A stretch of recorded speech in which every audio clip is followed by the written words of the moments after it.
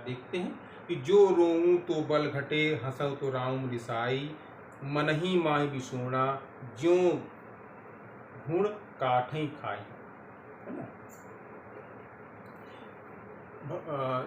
जीवात्मा के हृदय की, भक्त के हृदय की बड़ी विचित्र दशा है।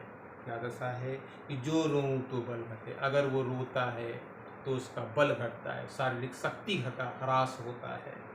हंसो तो राम रिसाई, अगर हंसता है, सांसारिक विषय वासनाओं में अगर लिप्त हो जाता है तो वह ईश्वरीय जो शक्ति है उससे विमुख हो जाता है और उससे ईश्वर नाराज हो जाते हैं। जो रोऊं तो बल घटे, अगर रोता हूँ तो शारीरिक शक्ति कमजोर हो जाती है। हंसने का तात्पर्य यहाँ पर है सांसारिक विषय वासनाओं में लिप्त होना। सांसारिक विषय वासनाओं में लिप्त हो जाने पर ईश्वर भी रुष्ट हो जाते हैं। मन ही माय विषूणा, मन ही मन, ये दुख है, ये पीड़ा है, ये कष्ट है।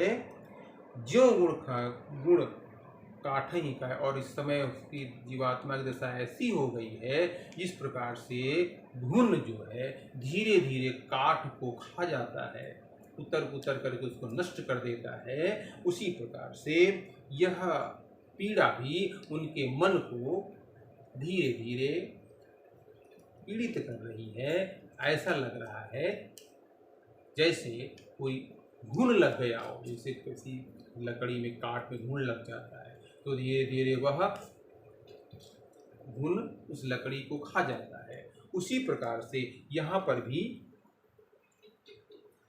हृदय की अपनी विरह व्यथा को जीवात्मा बता रही है, भक्त बता रहा है।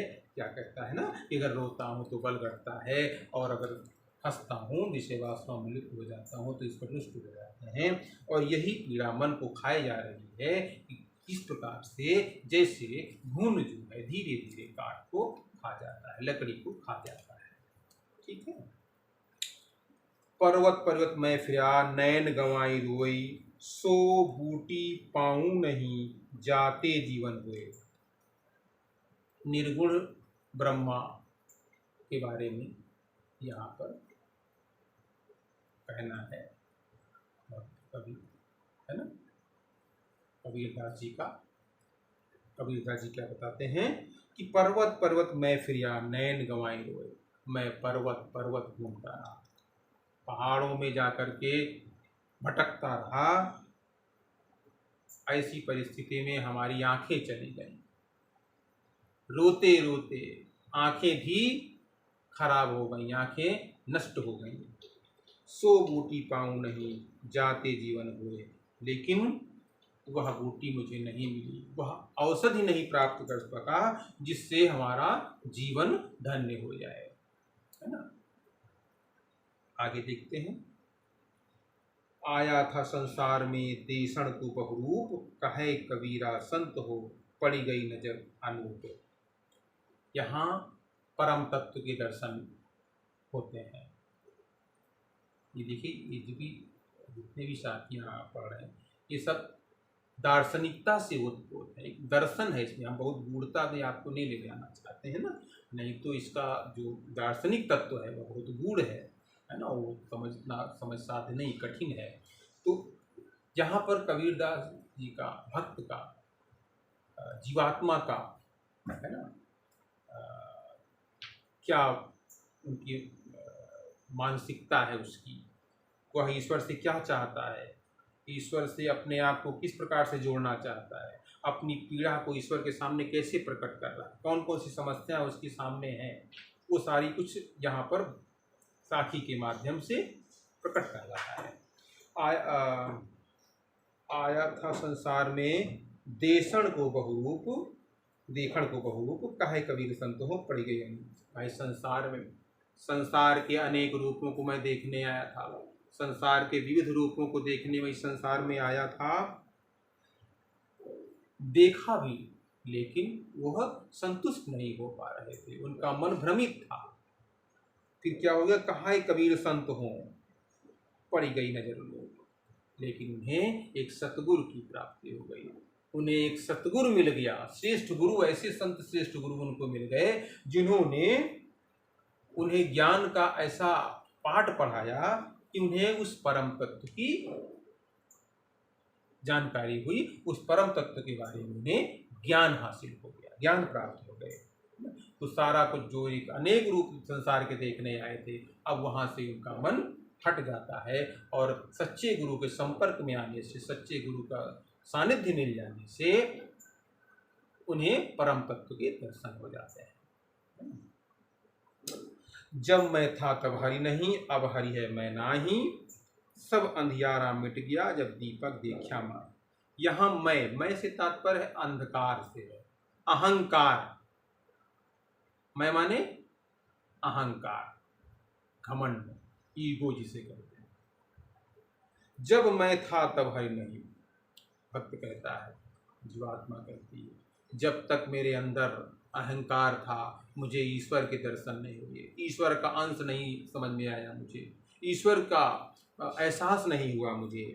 अब हरि है मैं नाय, लेकिन जब मैं ईश्वर का अनुकंपा मुझ पर है, ईश्वरीय एहसास मुझ पर है, मैं देखता हूँ कि मेरे अंदर अहंकार पूरी तरह से नष्ट हो चुका है। यानी अहंकार और ईश्वरी महिमा, ईश्वर और अहंकार कह सकते हैं आप, दोनों एक साथ नहीं रह सकते हैं। अहंकार जहाँ होगा वहाँ ईश्वर नहीं होगा, और जहाँ ईश्वर है वहाँ अहंकार तिरोहित हो जाएगा। सब अंधियारा मिट गया जब दीपक देखा माही, जब गुरु रूपी दीपक मुझे मिला तो अज्ञानता रूपी अंधकार तिरोहित हो गया। गुरु रूपी दीपक के मिलने से अज्ञानता रूपी अंधकार का समन हो गया। कैसा अज्ञानता का अंधकार मिल गया, मिटा, जब मुझे सतगुरु मिले। यहाँ सतगुरु की महिमा का भी बखान है, श्रेष्ठ गुरु का महत्व बताया उन्होंने, है ना। तो जब अहंकार था तो ईश्वर के दर्शन नहीं हुए, और जब ईश्वर के दर्शन मुझे होने लगे तो अहंकार मिट गया। किससे हुआ? गुरु के द्वारा।